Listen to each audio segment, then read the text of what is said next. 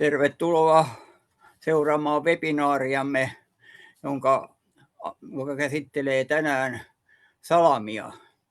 Tietysti ennen kaikkea 90 vuotta lähestyvää Hannu Salamaa. Tämän webinaarin järjestää Kirjallisuus- ja kulttuuriyhdistys Lassi Nummen seura. Sen toiminta ei kohdistu pelkästään kirjailija Lassi Nummeen, vaan se pyrkii olemaan laajempikin kulttuurivaikuttaja. Tänä keväänä Lassi Nummen seuralla on ollut ohjelmassa useita webinaarikeskusteluja liittyen kirjailijasukuihin ja laajemminkin kulttuurisukuihin. Minä olen Ilkka Hirvi, tuon seuran varapuheenjohtaja Tampereelta, ammatiltani eläkkeellä oleva kirjastohoitaja ja aina mielelläni sanon, että koulutukseltani myös filosofi. Tänään kanssani salama-ilmiöstä ovat pohtimassa Aapo Kukko, Veli-Pekka Leppänen ja Milla Peltonen ja teknisenä toteuttajana Lasse Pooser. Eli lähdetään liikkeelle ja vaikka siitä, että esitelkää ja kertokaa itsestänne ja minkälainen tulokulmanne teillä kullakin on Hannu Salamaan. Lähdetäänkö niin, että Aapo aloittaa? Elikkäs tervehdys puolestani, olen Aapo Kukko ja olen Kemissä syntynyt, mutta oululaistunut sarjakuvan tekijä, kuvittaja ja käsikirjoittaja.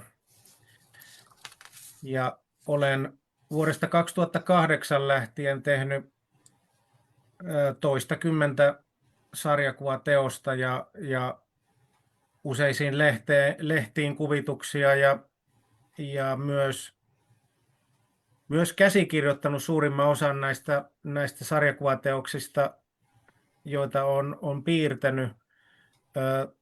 Tulokulma Hannu Salamaan varmaan tulee siitä, että mun nähdäkseni hyvä taiteilija tutkii uteliaasti ennen kaikkea kaikkea taidetta, mitä on tehnyt. Eli jos lukisi vain sarjakuvia, niin tuskin olisi kauhean hyvä sarjakuvan tekijä. Mä oon aina pitänyt, että niin kuin varsinkin tuommoinen proosallinen aines on tärkeää. Ja kyllä suoraan voisi sen sanoa, että nuoremmalla iällä, kun tutustui Salamaan, niin siinä Näkijämistekijä on ollut sellainen kirja, joka yksittäisenä teoksena on vaikuttanut varmaan eniten siihen, miten kertoa asioista. Eli se tulokulma Salamaa on ihan sellainen tämmöiseltä taiteilijavinkkeliltä, kun miettii, että hänen tapansa kertoa, varsinkin tämän Pispala-epoksen mainingeissa on ollut semmoinen, että mä näen edelleen omassa taiteellisessa työskentelyssäni sellaista Hannun kädenjälkeä, että koko tämä takaumien ja kerronnan ja eilispäivän ja tämän päivän yhdistäminen, se on niin hurjalla tavalla iskostunut ja liikuttanut ja koskettanut, että ilman sitä kirjaa niin tuskin ehkä olisi taiteilija. Tämä on aika juhlavasti sanottu, mutta se on täysin näin kuin se on. Ja Veli-Pekka jatkaa, vaikka miestä ei näykään, niin ääni ainakin kuuluu. Joo, toivottavasti ääni kuuluu. Terve hei kaikille täältä Helsingistä. Mä oon nyt tällä viikolla täytän 70 vuotta. Mä oon historian tutkija koulutukseltani. Olen vuonna 1999 väitellyt SKP:n, siis Suomen kommunistien hajaannuksesta 60-luvulla. Se on niin kuin tämä tutkijatausta. Ja sitten mä en oikeastaan ole tutkijana sit kovin paljon toiminut, vaan journalistina ja editorina ja kaikenlaista, mitä nyt freelancer tekee. Se nousi töistä, mutta ja teen siis edelleenkin. Freelancer hän ei eläkkeelle jää. Niin tämä Salama mulla tuli jännittävästi siis, se tuli oikeastaan samassa yhteydessä, siis tämä näkijätekijä, mistä Aapokin mainitsi, niin sehän tuli vuonna 1972 ja mä olin silloin 16-vuotias.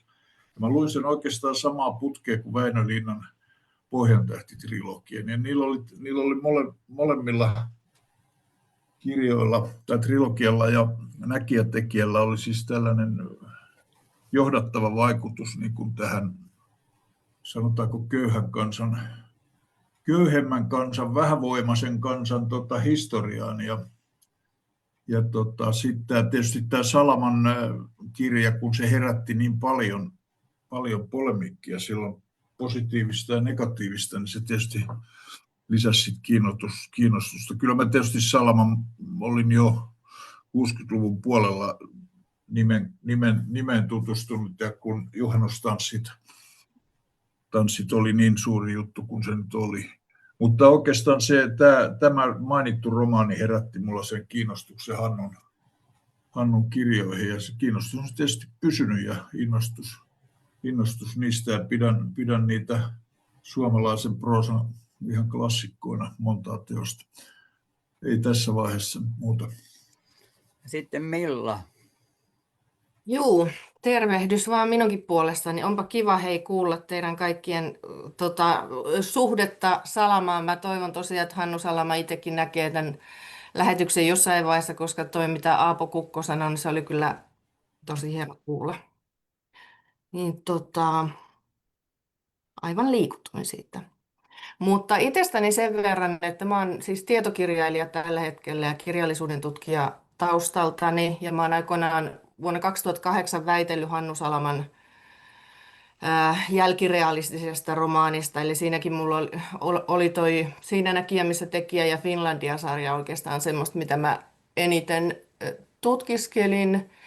Ja myöhemmin olen sitten tehnyt semmoisen kirjailija-elämäkertatyyppisen Paperilla seisova perkele 2016 ilmestyi Hannu Salamasta.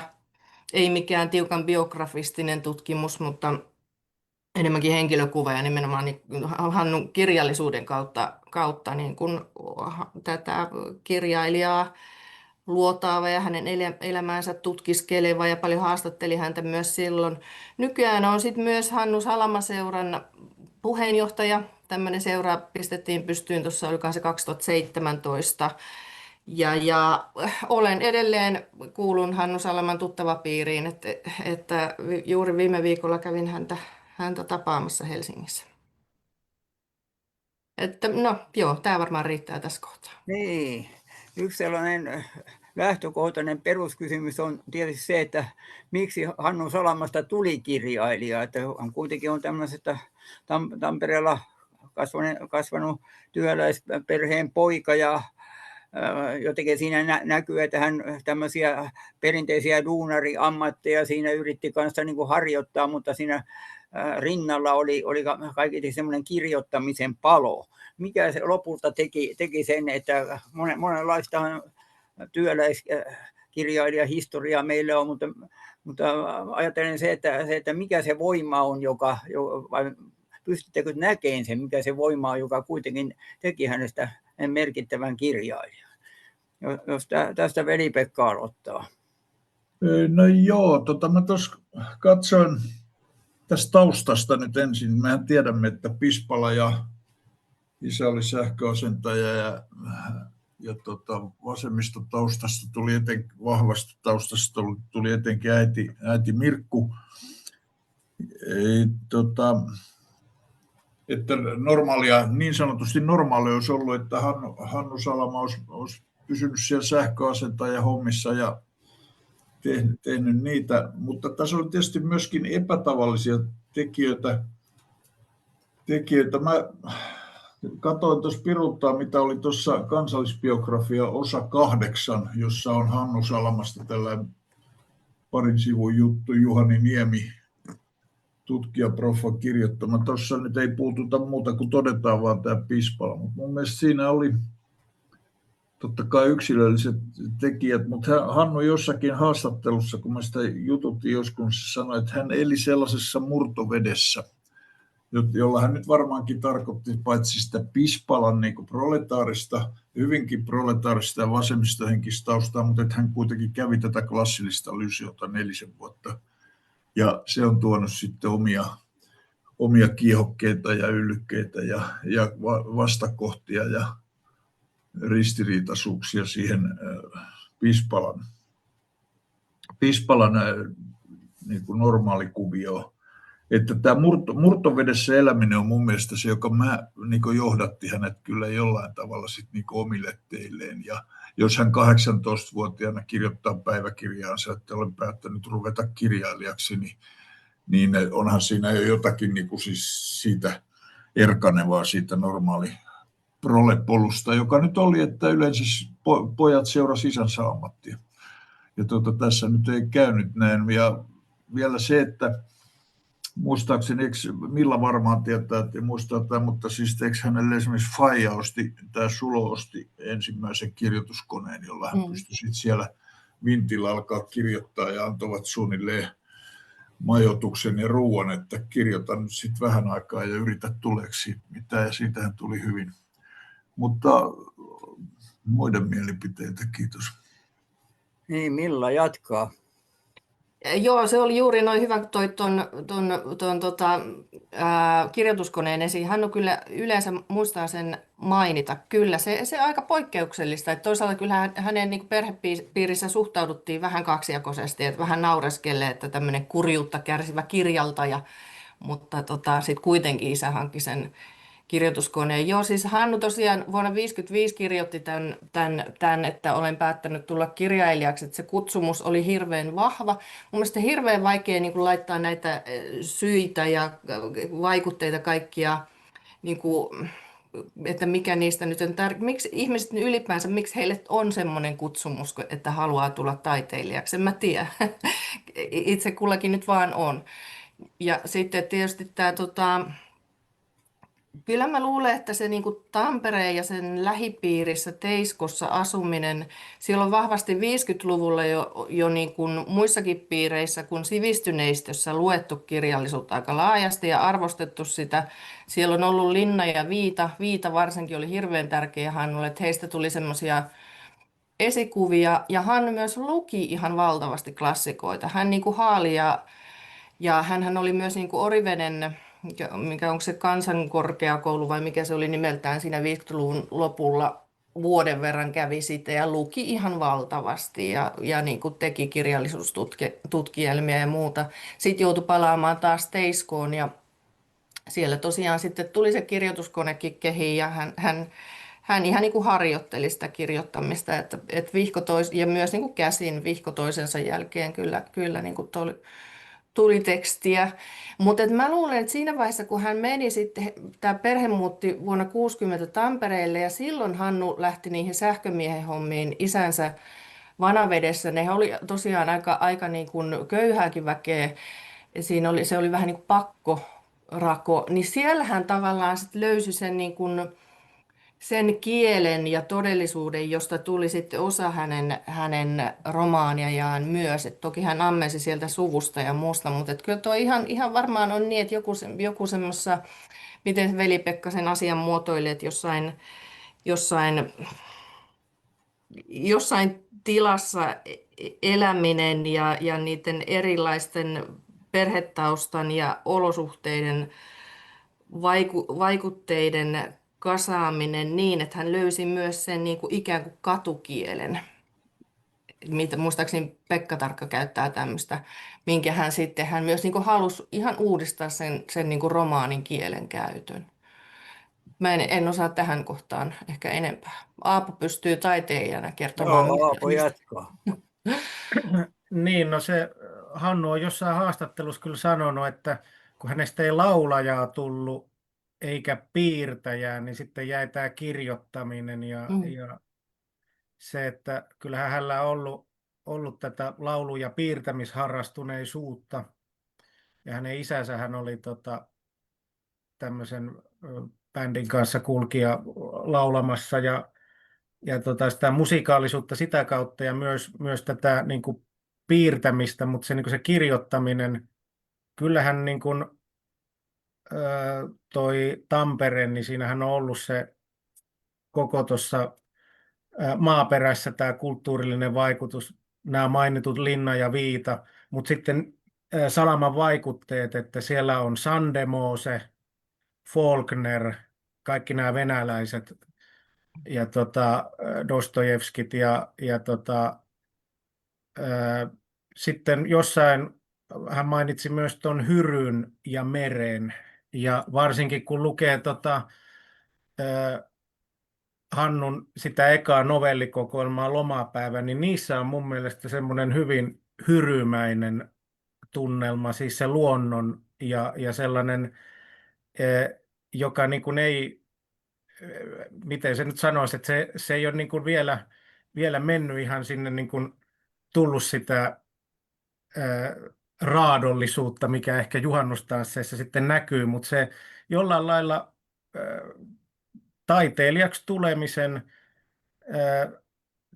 se niin kuin peruskysymys, että miksi alkaa kirjailijaksi tai taiteilijaksi ylipäänsä, kyllähän se niin on, että pitää lukea ja tutkia ja mahdollisimman suurella otannalla, että kun varsinkin miettii tuon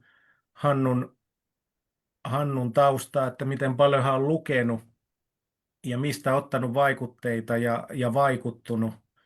Ja sitten kun siinä on vielä elokuvatkin, että kyllä hän on niin kuin katsonut Sergio Leonen noi lännen filmejä ja Antonionia ja hän sanoo ainakin useamman kerran, että hänen on niin kuin maailman paras elokuva on toi Rossellinin Rooma avoin kaupunki. Ja kun mä mietin sitä elokuvaa, niin sehän on ihan, mä voin kuvitella, kun hän utuisin silmin katsoo sitä elokuvaa ja liikuttuu, koska se on juuri tätä vastarintaliikkeen maisemaa ja tätä niin kuin fasismin vastaista taistelua ja juuri sellaista, mistä hän on niin kuin omiin kirjoihinsa ammentanut, että kyllähän se kudelma, mistä se tulee, niin siinä on tietenkin paljon kirjoja, siinä on paljon luettua, mutta myös nähtyä audiovisuaalista ja se just se elokuvat on kanssa semmoinen, mitä hän on katsonut ja hyödyntänyt, niin niitä on jännä välillä bongata. Juuri toi niin kuin Rossellini ja Italian neorealismi, että kyllä jos mä mietin, että katsoo vaikka polkupyörävarasta, niin siinä niin kuin heti huomaa sen, että vaikka se Italiaa kuvaa, niin kyllä sen niin kuin hyvä kirjailija, niin kuin Salama on, niin se saisi sen sijoitettua myös Pispalaan ja sinne sodan jälkeiseen Suomeen, että kertomisen tarve ja tapa hyödyntää se palo, mikä tulee sitä kautta, että on sivistänyt itseään omilla keinoilla, katsomalla, kuuntelemalla, näkemällä ja tekemällä. Niin, me tässä Lassi Nummenseuran sarjassa ollaan siis tarkasteltu kirjailija- ja kulttuurisukuja, ja minulla tuli tämmöinen mielenkiintoinen muistikuva, nimittäin tämä Hannu Salaman tyttären Laura Salaman kirja Kommarikakaran Helsinki, niin joskus sitä lueskeli ja se oli hämmästyttävä, kuinka hyvin hän pystyi näitä eri alueita kuvaan. Ja siinä on piirroksia mukana ja sitten tekstiä ja mietin, että minä varmaan lapsuuteni Tampereen Petsamoa ja Kalevaa ihan olisi pystynyt näin jäsentämään. En varsinkaan piirroksia, mutta en myöskään tekstillä.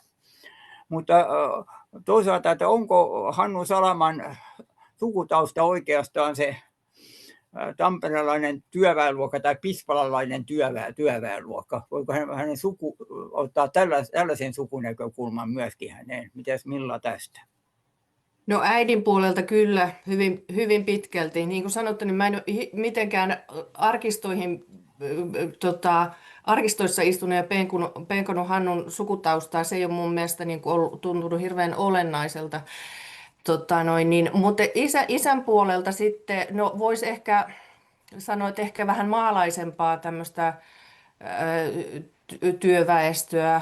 Mutta isän puolelta on sitten näitä niin kuin hyvin erikoisia elämäntaiteilijapersoonoja, että siellä on kaiken maailman kansanparantajaa ja juopunutta lukkaria ja niin on myös näitä tiettävästi skitsofreniaan sairastuneita ja kaiken maailman valehtelevaa postinkantajaa. Et sieltä myös niin kuin Hannu on, se on sen joku tämmöinen elämäntaiteilijuus, mutta kyllä sielläkin on sitten myös sitä aatteellista vasemmistolaisuutta jonkin verran ollut, mutta sanoisin ehkä vähän laajemmin, että ehkä se niin kuin Tampereen ja sen lähialueen työväenluokka nyt ehkä voisi vähän laajemmin ymmärrettynä olla sitä hänen niin kuin luokkataustaansa. Ja sitten Aapo.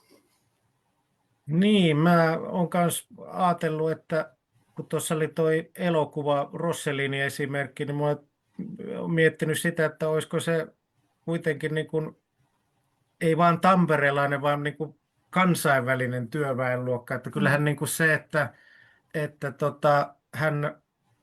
hänellä on kuitenkin aina ollut minusta tarve kirjoittaa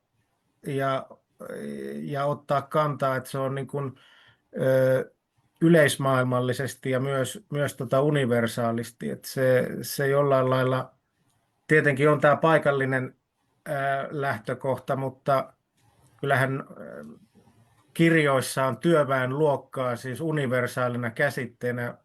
Mä tiedän, onko Suomessa niin kuin juurikaan toista, joka sellaisella tavalla ja myös ei mitenkään silkkihansikkaa, että kyllähän niin kuin tätä omaa vasemmistolaista ajattelua ja näitä, jos käyttää termiä kanssatoverit, niin kyllähän pöyhii heitä aika lailla, että ei se ei ole sellaista sipsuttelua tai hymistelyä, vaan kyllähän aika tavalla aina on niin kuin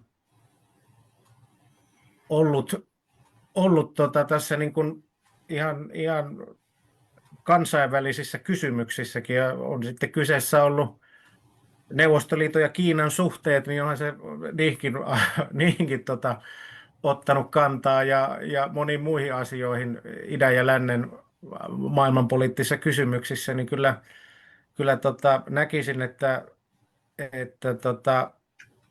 sukutaustansa kautta on tämä tamperelainen työväenluokka, mutta kyllä sitä kautta tulee myös tämä kansainvälisen työväenliikkeen menneisyys ja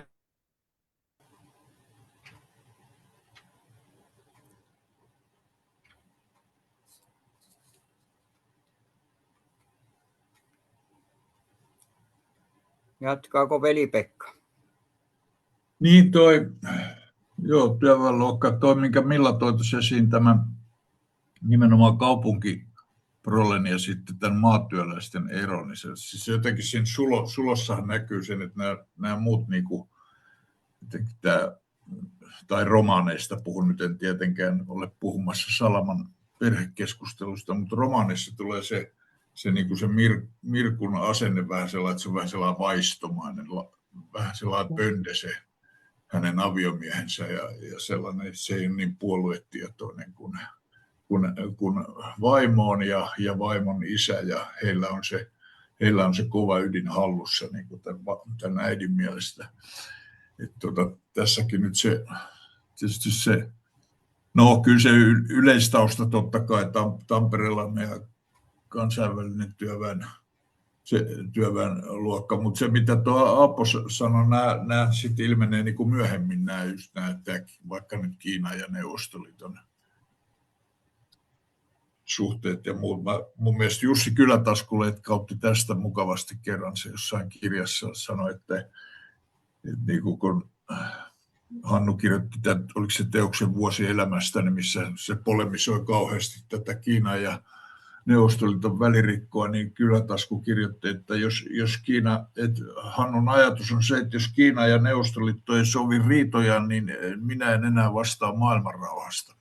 Siis Hannu ei vastaa, että niin nämä tuli siinä 70-luvulla hyvinkin kärjistyneesti ja korostuneesti hänellä esiin, että se ilmeisesti fundeerasi niitä aika paljon silloin.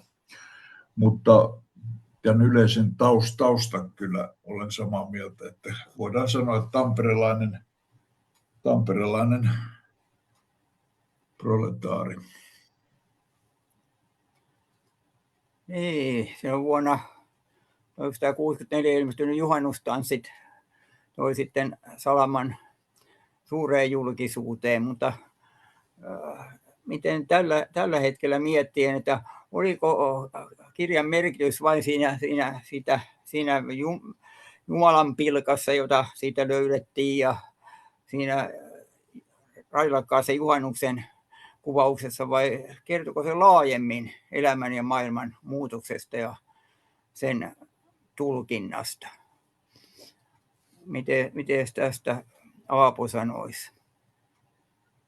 No sehän on kirjana sellainen, että sitä vähän vaivaa tämä, että se on niitä kirjoja, jotka kaikki ns. Tietää, mutta harva lukenut. Ja se just, että jos sen tietämyksen jättäisi vaan tämä niin kuin Jumalan pilkka asian ympärille, niin siitä jäisi aika moni asia huomaamatta. Että kyllähän se niin kuin on siinä kirjassa on kuitenkin sellainen, sehän on hyvin elokuvallinen. Siis kun mä mietin myös sitä, että sehän on niin kuin, muistuttaa jotain tuollaista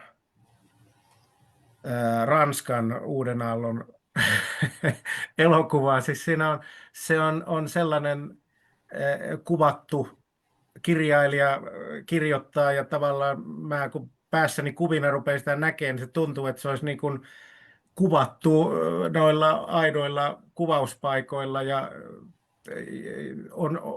on pyritty eroon tämmöisestä jähmeestä studiosta jonnekin, missä ihmiset on ja siinähän on hirveä drive päällä ja sellaista niin kuin nuoren, mitä oikeastaan ehkä voi niin kuin nuori kirjailija saavuttaa, että se niin kuin pyrkii niin kuin, kertomaan asioita, mitä nuoret tekee ja tämä niin kuin, se, kun mä sen ekan kerran luin, niin mua niin kuin juurikin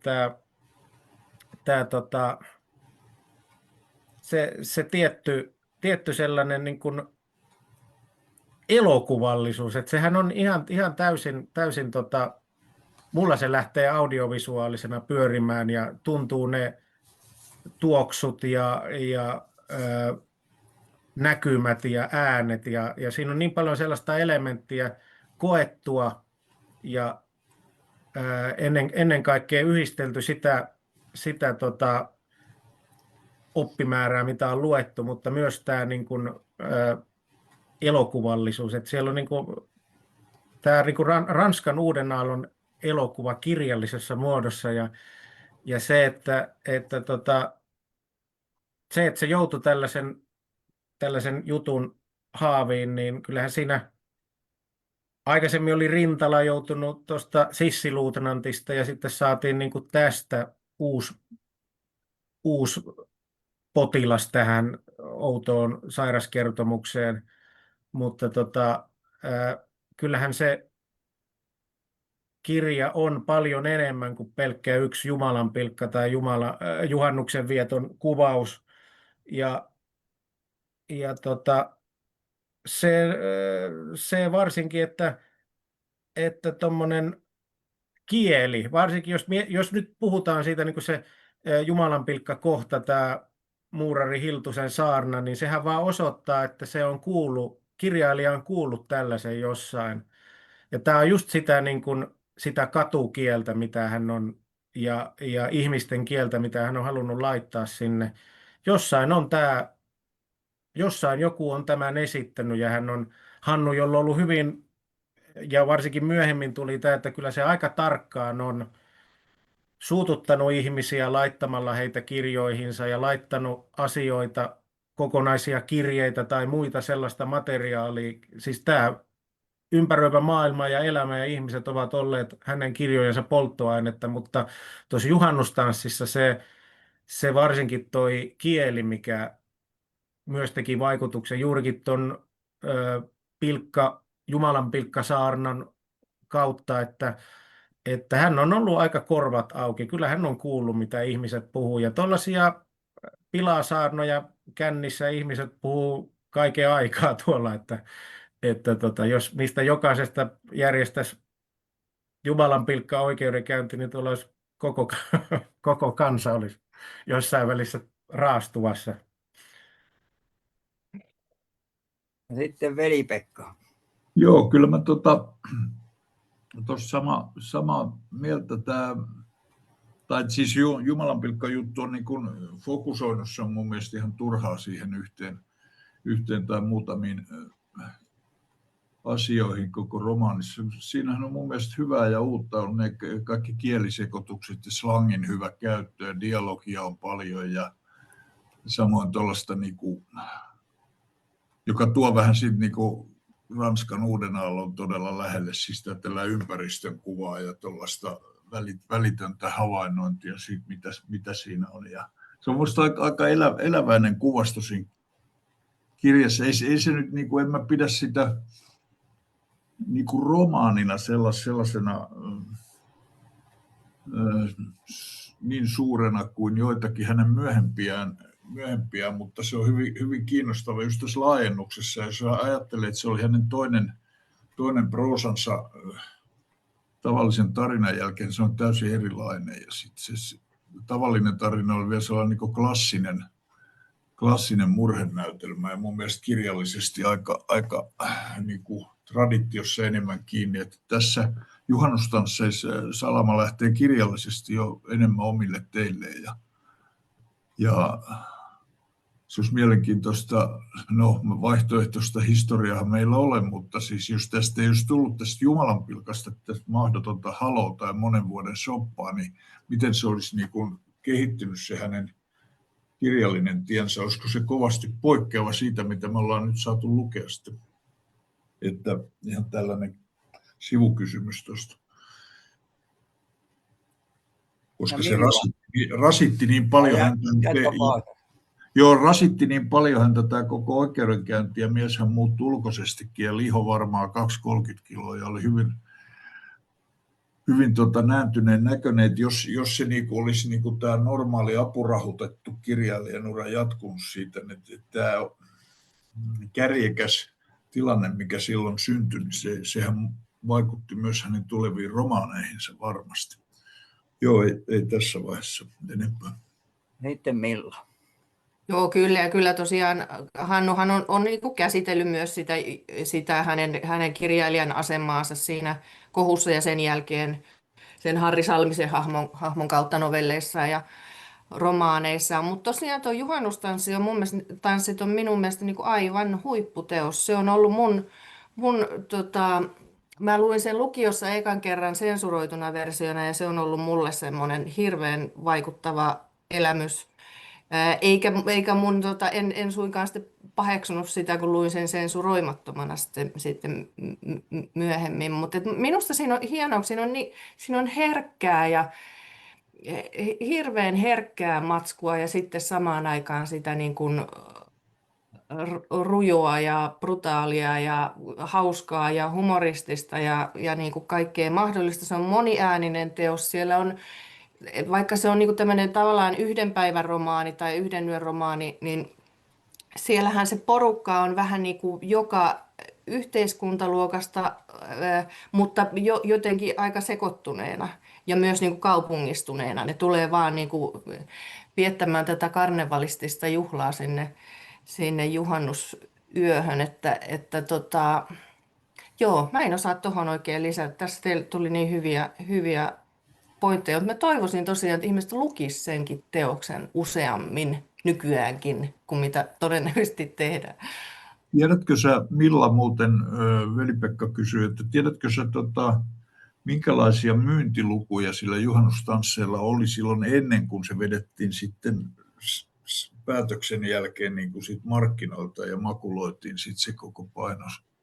No mä tiedän, että mä oon ihan todellakin unohtanut, mutta siis sitähän myytiin kyllä siis tiskin altakin sitten pitkään se ensimmäinen vai kuinka montako siitä nyt tuli sensuroimattomana, mutta että kyllä se myi jo Mut tokihan se kohu sitten lisäsi sitä Joo.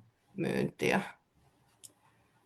Niin itsellä, kun on tämmöinen vasemmistokristillinen tausta, niin mulla on ihan tämmöinen poikkeava näkemys tämmöisen kristilliseltä kannalta tuohon teokseen. Musta se voisi käyttää ihan tämmöisenä hartauskirjana. Mun tulee aina mieleen yksi hengellinen laulu tai kohta siitä, että vaikka nautintojen vaahtoa sä joisit, et pisarakaan siihen janoon saa. Tästähän pappi voisi saarnata Salaman teoksen pohjalta. Siis tämmöisestä tyhjyydestä, johon ainoastaan nousee sitten kristillistä uskosta vastaus. Että näin olisi voinut teosta käyttää myös, mutta eipä käytetty. No, tietysti mä muuten olen tehnyt semmoisen, kun tekoäly tietysti nykyään on muotia, niin tämä juhannustanssien lopussa oleva autojen kolari, niin kysyin tekoälyltä, että ketkä näistä henkilöistä ja kuinka moni kuoli siinä onnettomuudessa. 4 tekoälyltä kysyi ja kaikilta sai erilaisen vastauksen. Se vaihteli se 2-5 vai mitä se kuolleiden määrä. Ja henkilötkin oli ainakin semmoisia, jotka minun mielestäni jäi siihen eloonkin. Tekoäly voi olla vaikeuksissa tämmöisen tekstin kanssa. Tekoäly ei pärjää. Avoin ja monimerkityksellinen.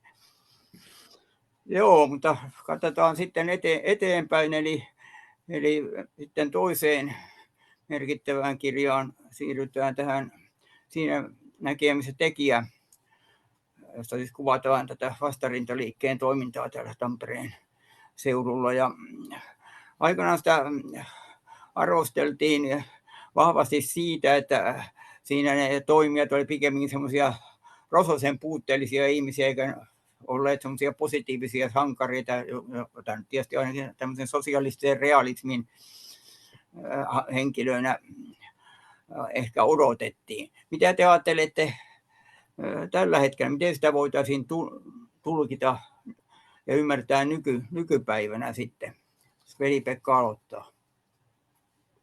Niin, no kyllä mä niin kuin yli 50 vuodessa sen teoksen arvon pudonneen, mä pidän sitä sodan jälkeisen Suomen niin kuin yhtenä top 3 kuuluvana teoksena ilman muuta. Ja sitten tämä mikä vähän sama kuin Jumalanpilkka juttu tuossa juhannustansseissa, se fokusoi niin kuin johonkin asiaan, mutta tämä mikä sitten tuli tämä laitavasemmistossa, tämä kritiikki, että ei kommunistit tällaisia, että ne ryyppäisi ja huoraisi ja pettäisi toisiaan, vaan että sehän niin oli se puolueen näkemys, joka tuotiin sitten hieman myöhemmin sitten romaania vastaan, mutta alun alkaen kaikkien se asenne oli aika myönteinen ja sanoisin nyt ensinnäkin, että tuo aihepiirihän on vuonna 1972 ollut täysin tuntematon, vähän samalla lailla kuin tämä Pentinkulma-trilogia toi tiettyjä näkökohtia Suomen historiaan, niin eihän tästä Pispalassa olleesta jostain vastarintatoiminnasta tai metsäkaartilaisten touhusta, eihän niistä kukaan tiennyt yhtään mitään, tai se oli täysin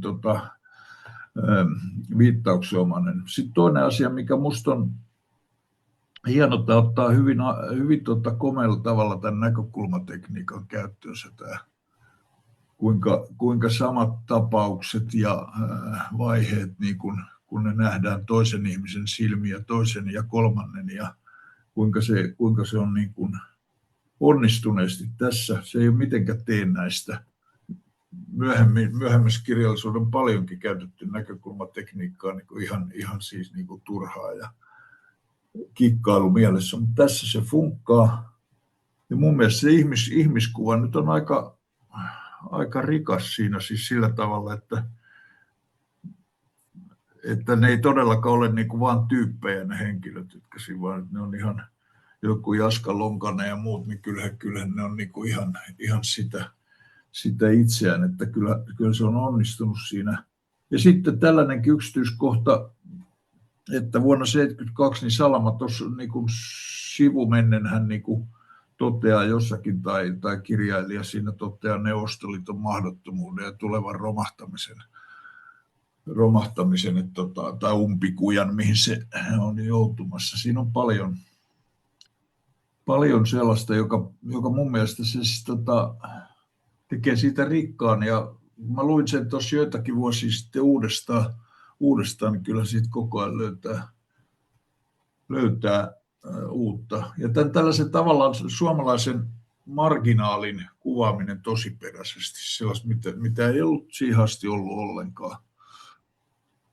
Että näin, no, aluksi tämä nyt minulta, olkaa muut hyvät. Ja Milla jatkaa.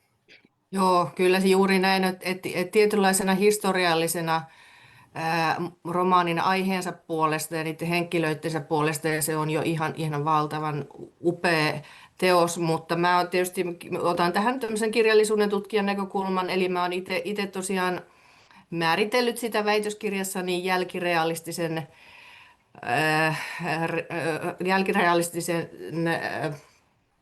romaanin tämmöiseksi niin kuin ihan huippu- tai pioneeriksi ehkä, jota Hannu kehitteli. Eli että hän on siinä teoksessa halunnut edelleen kertoa jaetusta todellisuudesta todenperäisesti, mutta kuitenkin samalla muottaa sitä realistisen romaanin muotoa keinoilla, jotka ehkä aiemmin on ollut tuttuja sitten modernismista. Ja hän tuo sinnekin ne kertojat, hän pistää puhumaan sitä Tampereen murretta ja puhekieltä, mikä oli myös niin kuin siihen aikaan aika radikaali muutos ja tekee osittain sitä ihan hirmuelävän siitä teoksesta. Että siinä on, ja se on niin kuin muodollisena uudistuksena ihan valtava harppaus ja ollut tosiaan esikuvallinen sitten monelle myöhemmälle kirjailijalle. Joo. Sitten Aapo.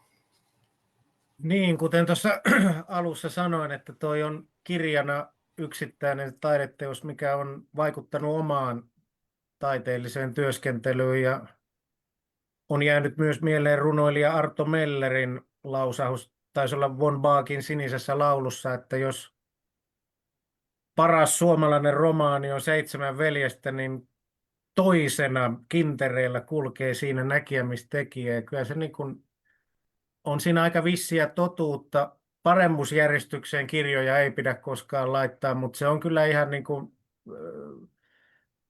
ihan kärkijutuissa. Ja siinä kanssa lukiessa, niin jos on ollut noita elokuvajuttuja, niin se semmoinen näytännöllisyys, sehän ei ole mikään ihme sitten, että Jouko Turkka teki siitä sitten tämän teatteriesityksen, jota on kuullut monien sanovan, että se on niin kuin 70-luvulla ollut semmoinen esitys, joka on lyönyt laudalta muut, että se on ollut todella vaikuttava ja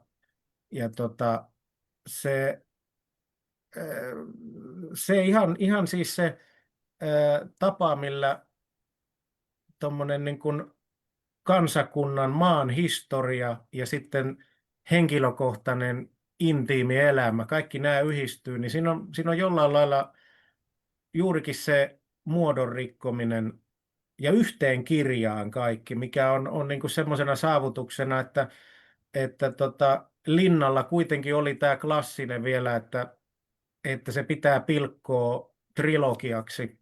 Ja kauhean moni Suomessa on ollut monia kirjailijoita, jotka on sitten tehneet näitä linnanomaisesti tästä lähihistoriasta, Ojaharjua ja muita, jotka on kirjoittanut tietyn alueen 1900-luvun alusta maailmansotien jälkeiseen aikaan, kansalaissodat ja kaikki nämä, niin tämmöisessä 3 kirjan muodossa, mutta Salama on ollut siinä aika, minusta se on vaan suuruutta, että hän on yhteen romaaniin, yhteen kirjaan saanut tämän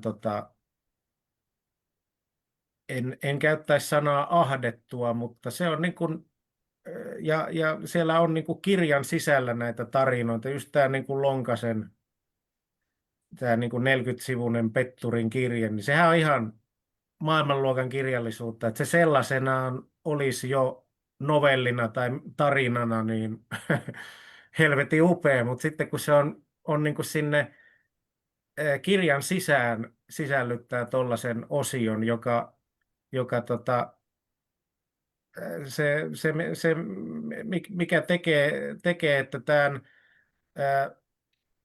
klassisen muodon räjäyttäminen ja sitten sinne saada mukaan sellaisia elementtejä, jotka nostaa ne kulmakarvat ja selkäkarvat pystyy, että miten täällä on tällaista. Ja onkohan se siinä Timo Harakan kirjassa, missä Salama toteaa, että kun hän ajattelee, että eihän se voi tehdä näin, se hahmo, niin silloin hän tietää, että tämä rupeaa menee oikein. Ja se tavallaan tämä, että ei voi aina ennakoida, mitä tapahtuu. Ja tuossa näkijätekijässä, missä on niin kuin noin erittäin mielenkiintoinen maaperä, se tausta, mistä kerrotaan, tosi vaarallisia aikoja, ja miten ihmiset toimii ja heidän motiivinsa, niin kun se ei etene sellaisia uria, että voi 20 sivua aikaisemmin jo ajatella, että aha, toi on hyvä ja toi on huono, vaan kaikki on tasaisen harmaata tai tasaisen punaisen, ei tasaisen punasta, vaan punaisen eri sävyjä tässä tapauksessa, niin siinä on juuri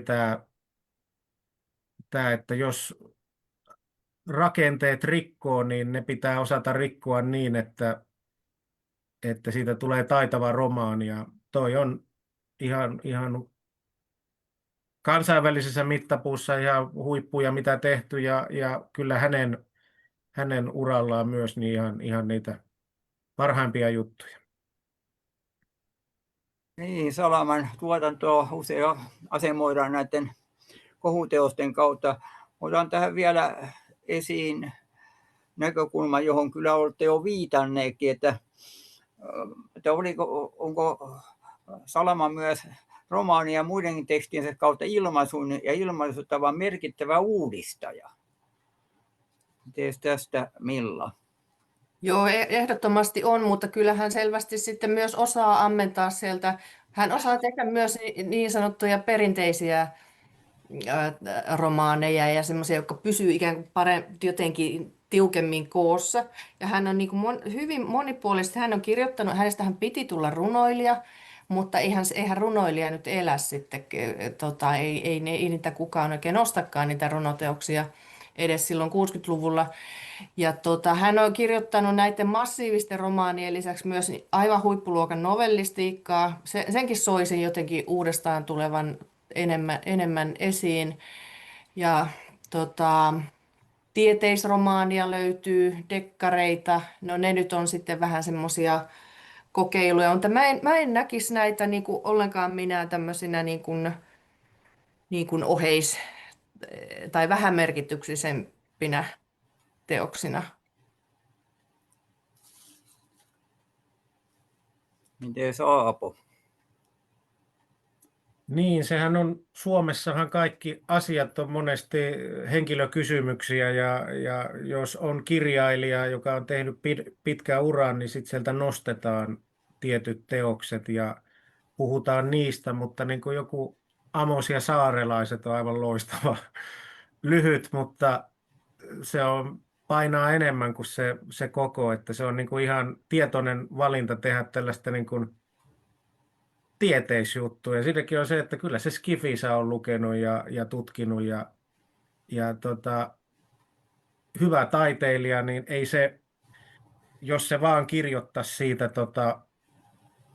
Jumalan pilkasta tai sitten tästä niin kuin vastarintaliikkeen seikkailusta jatko-osan perään, niin eihän siitä niin kuin tulisi mitään, mutta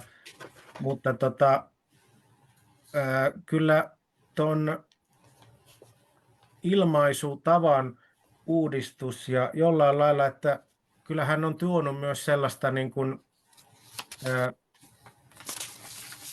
mä luulisin, että kauhean moni, joka niin kuin miettii, että miten kirjoittaa, niin kuin,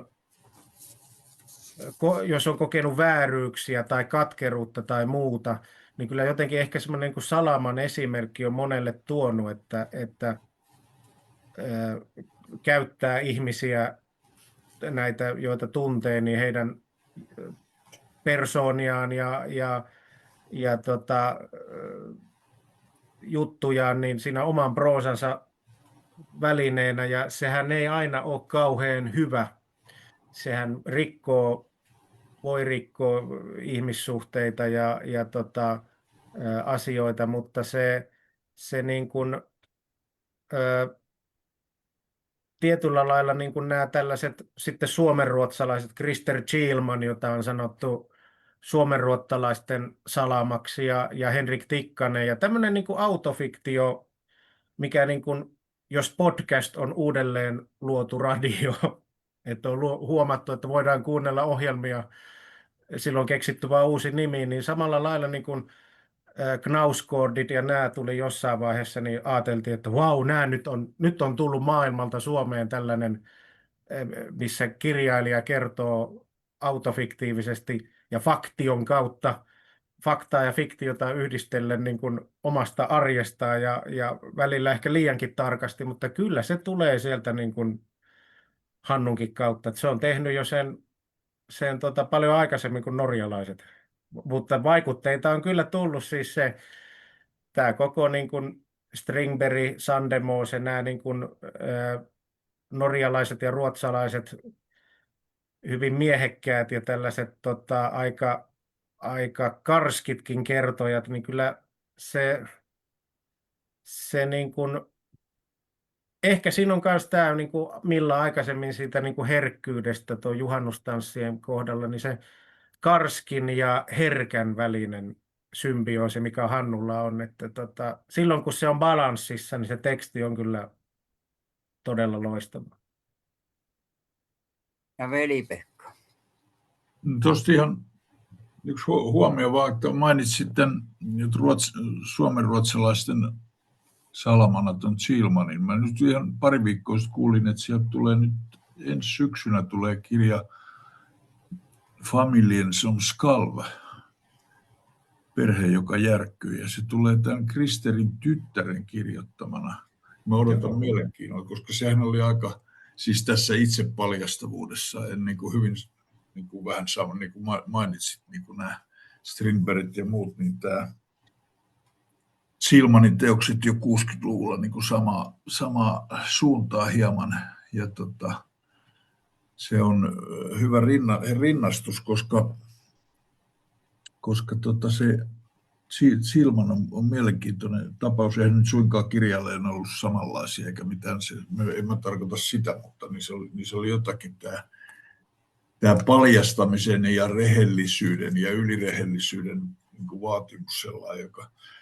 Mä kerron ihan pienen anekdootin, kun tämä Krister täytti aikoinaan, se oli silloin korona oli just alkanut, se täytti 90 vuotta ja mä tein hänestä Hesarin haastattelua ja sitten mä kävin tuolla vanhainkodissa, missä hän asui, tehtiin siellä se haastattelu. Se sanoi jotenkin niin sydäntä särkevästi, että kun hän kohteli vaimoaan niin väärin niissä kirjoissa. Ja ilmeisesti tämä perhe, joka järkkyi, niin se oli niin kuin juuri tähän paneutuu nyt siitä, että mitä se on aiheuttanut siellä. Että tällaisiakin näkökohtia, en tiedä onko se kirja hyvä vai vähemmän hyvä se tuleva kirja, mutta mielenkiinnolla luen sen kyllä. No, mutta ei tässä vaiheessa nyt muuta. Mä otan yhden sellaisen asian, joka itseäni vahvasti kiusaa.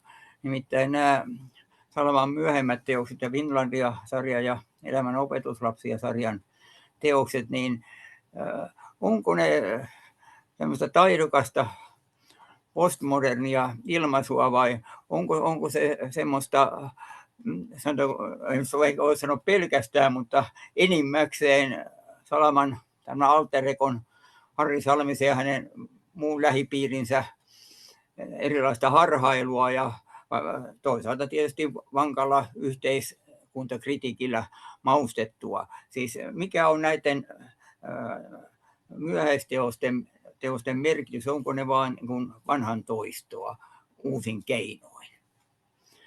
Mitä tästä lähdetään Aapon johdolla pohtiin? Niin, no se tavallaan, että kun on halunnut räjäyttää sen romaanikerronnan ja suunnata johonkin uuteen, niin se väistämättäkin tuommoisen siinä näkijämistekijä, joka kuitenkin, vaikka se rikkoo romaanin rakennetta, niin siinä on kuitenkin sellaista klassisuutta, että se niin kuin on kansien sisällä, mutta tuossa niin kuin Finlandia-sarjassa, niin kun se tuntuu karkaavan sieltä kansien välistä, ja sehän niin kuin, kun eka osa tuli siitä, niin se herätti, että mitä tämä on, että ne kriitikot ovat olleet aika ihmeissään. Ja mulla niin kuin, kun Finlandia-sarjaa lukiessa, niin välillä tulee sellainen niin kuin olo, että kuinka paljon siinä on ollut sitten esimerkiksi tämä niin kuin alkoholin käyttökin näkyy sitten, että taiteilijahan ei yleensä omakohtaisestikin sen tietää, että juovuspäissään taiteen tekeminen ei ole kauhean helppoa eikä edes kannattavaa, mutta jotenkin siinä niin kuin se sellaiseen ilmaisurealismiin, kun siinä kuitenkin tämä niin kuin alkoholi ja päihteet on aika vahvasti esillä, niin siinä tulee vähän semmoinen kuva, että siinä niin kuin, Koskenkorvan voimalla, kuinka paljon siinä on sitten saatu tiettyihin jaksoihin sellaista intensiteettiä ja se on niin kuin myös ehkä aikakauden kuva, että kyllä mä luulen, että joskus tulevaisuudessa, kun katsotaan vaikka Anssi Mänttärin elokuvia, niin niissä se 80-luvun Suomi, niin se on se suurin lahja, mitä niissä on, että se nähdään se aikaikkuna, millaista oli silloin, että siellä on kuvattu monia asioita, joita ei oikein ole muuten taltioitu, niin sitten siinä on se Salamallakin, että se on siitä ajasta, niistä ihmisistä ja tietyistä hetkistä, mitkä hän on nyt sitten omien lasiensa, okulaariensa kautta sementoinut sinne tekstiin, niin se, että sellaisena ne on kyllä, mä en ole elämänopetuslapsia juurikaan lukenut, mutta se juuri tämä niin kuin, kun romaani on kuollut ja syntyy joku uusi tapa kertoa, niin nehän on sitten on sellaista, joku voisi ehkä sanoa jurnutusta, mutta sellaista, että Harri Salminen ihmettelee, mihin helvettiin tämä maailma on menossa ja kirjailijalle se suotakoon, vaikka se ei välttämättä olisikaan sellaista, mitä on odotettu tai totuttu lukemaan, mutta mun mielestä se on hienoa, että hän on kuitenkin jaksanut pitää Harri Salmisen pitkään mukana ja hänen kauttaan voinut suodattaa ja kertoa asioita, vaikka välillä ne ei olisikaan kauhean miellyttäviä tai mukavia, mutta se, että hänen ilmaisuunsa on vaatinut sen, että on tällainen, ehkä voisi käyttää, että jos Batman on toisinaan Bruce Wayne ja sitten taas Batman, niin tuo niin kuin Salaman on välillä pakko yön pimeinä tunteina muuttua Harri Salmiseksi ja kirjoittaa se tavallaan se kaksoiselämä tulee sitä kautta, mutta se on ihan, hän on siinä ollut mestarillinen aina kyllä. Ja Veli-Pekka. Joo, mulla on sama siis elämän opetuslapsia jäi mulle niin kuin vieraamaksi, mutta silloin kun tämä Finlandia-sarja tuli ensin yksittäisinä romaaneina ja sitten yksissä kansissa silloin 80-luvun puoleen väliin mennessä, niin mä nautin siitä, että joku, vaikka se nyt ei tällaisena kokonaispakettina, se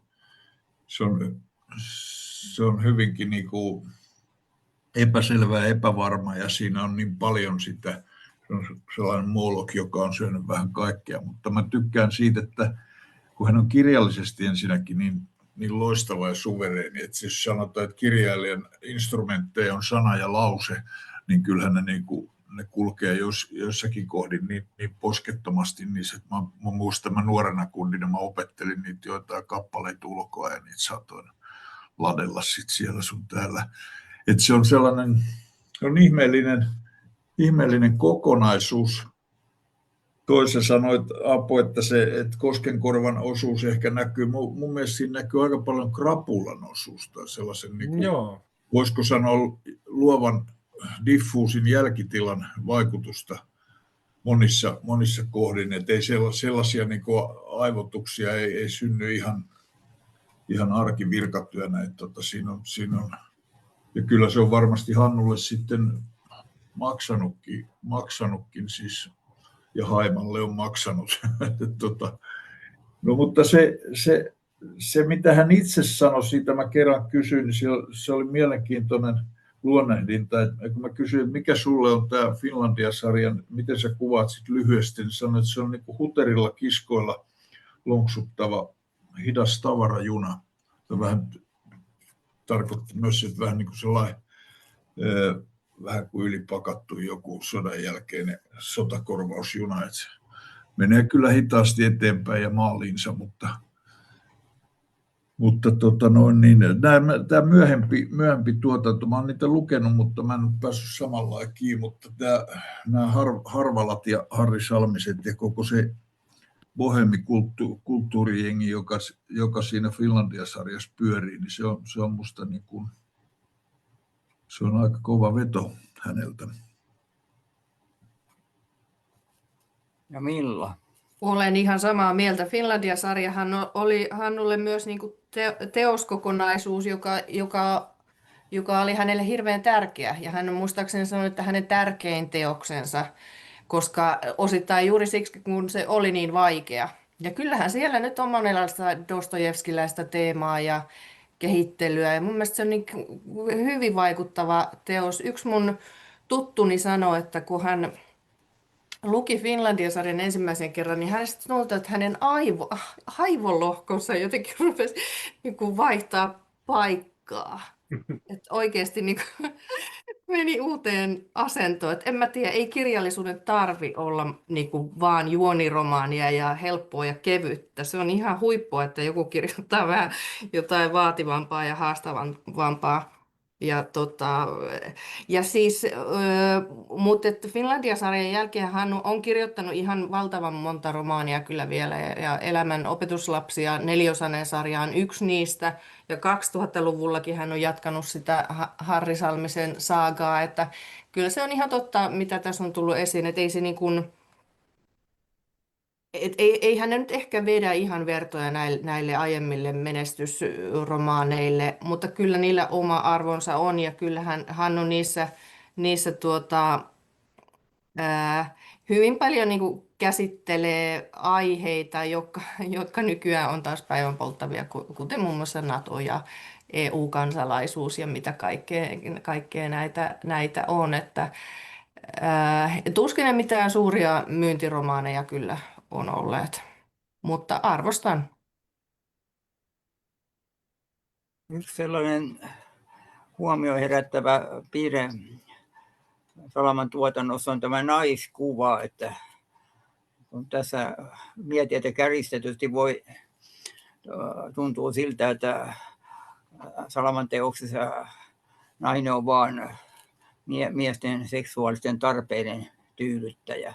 Miten tämä pitäisi nykyhetkessä ymmärtää, ja onko Salama erityisesti mieslukijoiden suosima kirjailija?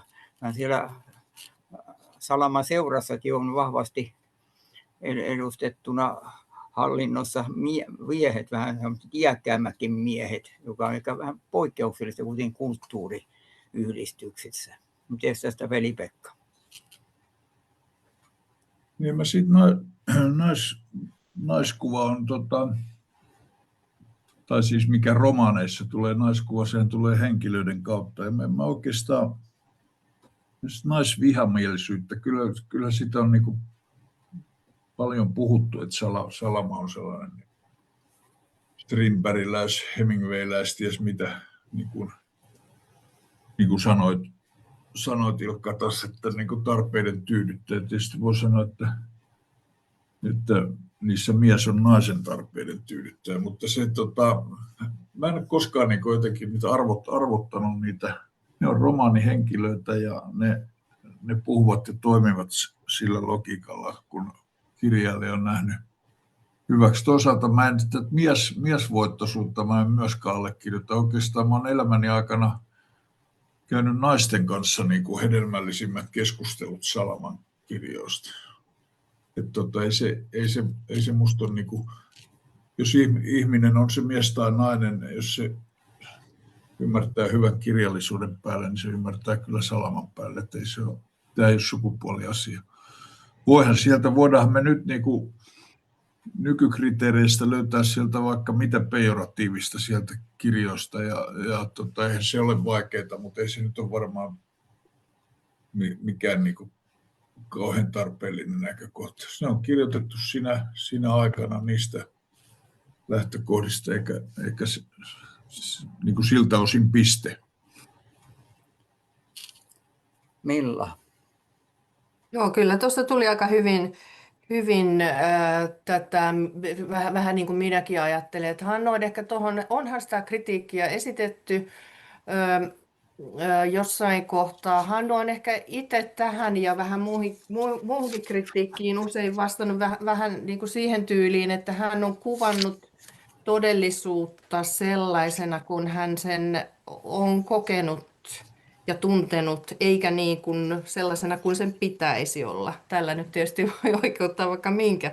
Mutta että yleensäkin ajattelisin niin, että tuskin niin kuin kannattaa, että kirjoja kannattaa lukea niin kuin suhteessa siihen kokonaisuuteen ja just näihin niin kuin henkilöhahmoihin ja kertojiin ja siihen aikakauteen ja muuta. Että se on hirveän helppo niin kuin napsia jotain yksittäisiä lainauksia, joissa on jotain, mitä me ei voida hyväksyä, mutta niin on todellisuudessa ja maailmassa. Näin se vähän on, mutta toisaalta ajattelen kyllä niin, että miksei totakin voisi vähän tarkemmin joku vaikka niin kuin tutkiskella, että voihan se olla, että niin kuin tämä nuorempi sukupolvi löytäisi tästäkin asiasta niin kuin enemmän semmoista niinku ihan hyödyllistä keskusteltavaa, ei niinkään mitään välttämättä kanseloitavaa, vaan nimenomaan, että kyllä asioista voidaan keskustella ja niitä katsella kriittisesti ilman, että teilataan ja näin. Ja Aapo. Niin, se on ihan mitä tuossa edellä tuli, että kirjat on kokonaisuuksia ja se, että kyllä mun nähdäkseni ihan hyvän kirjaelementti on se, että välillä se riemastuttaa, on samaa mieltä, mutta sitten sille voi suuttua ja olla sille, että mitä helvettiä tämä nyt on. Ja se niin kuin parhaimmillaan, niin kuin Hannukin tapauksessa on välillä tulee näitä koomisen ja traagisen ja raivon ja ilon tunteita, mikä kuuluu. Se on taiteen, se ei voi olla vaan niin kuin miellyttävää. Ja kyllä mä niin kuin mietin, että toi aikaisemmin mainittu Jouko Turkka, joka teki tuon Siinä näkijämistekijä näytelmän Hannun kirjan pohjalta, niin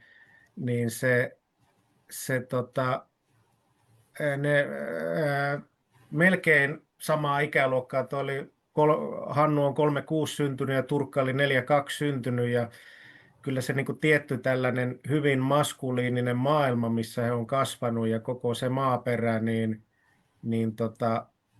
kyllähän ihmiset ovat aikakautensa lapsia monella tavalla, mutta kyllä jos mä mietin niin kuin vaikka Hannun kirjojen naiskuvaa verrattuna niin kuin Jouko Turkan kirjojen, että Turkallahan se on niin kuin vielä, eihän se niin kuin, mä luulen, että kirjailijoista Turkka eniten olisi halunnut olla niin kuin Hannu Salama ja se niin kuin kans näkyy siinä Turkan keskusteluohjelmassa, missä hän aikanaan 90-luvun loppupuolella haastatteli Hannua, niin hän on niin kuin hyvin melkein hänen jalkoihinsa kumartuu ja kokee, niin kuin, että hän on oppipoika mestari eessä, mutta Turkan niin kuin se kirjoissa se niin kuin, varsinkin esim. Tuo Häpeä-romaani, niin siinä niin kuin huomaa, että tuli lukiessa mieleen, että millähän lailla Hannu olisi tämän stilisoinut paremmin, että se olisi saanut siihen jotain, että se ei ole niin tule sellaista myötähäpeää ja tuon niin kuin naiskuvankin suhteen, että tarvitseeko ihan kaikkea kertoa, ja jos kertoo, niin voisiko se niin kuin kirjoittaa vielä hyvin, helvetti viekö, että ei sitä tarvitse niin kuin ihan, että se ei ole aina ilmaisua, että roiskaisee sen sinne, mutta tuon Hannulla se, että jos hänen naiskuvansa on välillä ongelmallinen, niin kyllä se mieskuva on myös, että sillä ihmiskuva, mikä niin kuin pohjautuu monesti katkeruuden ja tämmöisen pahuuden sappeen, niin siinä on vaikea niin kuin erotella, että mistä tulee nyt positiivinen kuva naisesta tai miehestä, mutta se on ihan totta, mitä Milla sanoi, että Hannu on yksi kirjailija ja hänen kirjojaan pitää ja voidakin tutkia ja katsoa, että mistä ne niin kuin, mitä siellä on sellaista, mikä on niin kuin, syntynyt esimerkiksi tästä niin kuin tämä aika maskuliininen tamperelainen alue, missä niin kuin, työmiehet, raksamiehet on kirjoittanut runoja niin kuin Viitakin ja ravintoloiden karvalakkipuoli oli lukenut Linnansa ja ties kirjoista. Nyt jos menisi baariin vaikka täällä Oulussa ja kysyisi Hannu Salamasta tai Viidasta, niin ne on, että mitä sä puhut.